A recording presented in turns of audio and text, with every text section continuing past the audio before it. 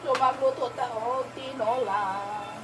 Butang na nato ang ato ang lamasa.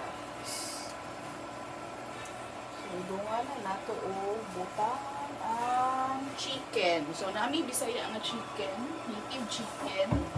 So ibutang nato ang native chicken dinha sa design lang nato ang luto. Okay, so mo ni siya ang native chicken. So, butang na to ang native chicken. Kauban na itong pabukal sa lamas.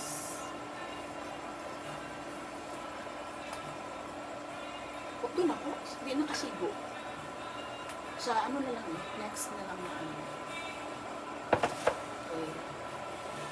Okay, so, butang na nato ang papaya. Wala na ko gihurot og butang ang kuan chicken kay kami lang duha sa kumbana ang mga undong mga kids nag-attend sila og party dili birthday mo basta kay party despedida party sa among neighbor so kami lang ang mga undon so gamay na nako og para ko girot og butang ang native chicken so mag-add pud ta og of course kini chicken cubes para ano lang para mas lami isa lang kay kuan para dili kayo artificial ang flavor so ato na siyang ipaluto nga kanang mag ano siya butang ko din nato ang chilies abo to sa klase nga kuan ni Thai chili man yata ni kana ginahimo bitaw og kanang dynamite. So ato na siya gipahumok ang papaya.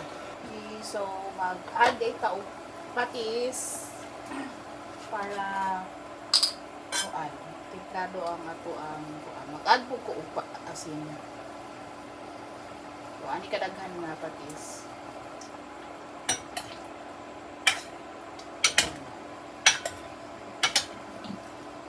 Tapos later mag-add ta og paminta kanang kuan peppercorn dili tong powder.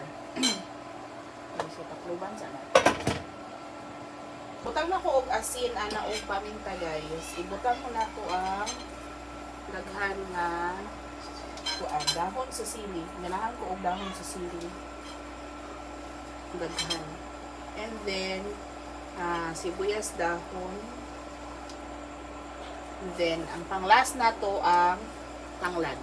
Ginalas na ko ang tanglad kay mo na siya dapat ang himuon. Ilas ni mo pang para bitaw nga dili mawala dayon ang aroma. Kay kung imo manggod siyang ibutang sa imuhang pagluto earlier, dali ra mawala ang iyahang humot. Dili kay siya ing ana naka-intense. Unlike sa kanang pang-last na nimo siya ibutang, kuan siya.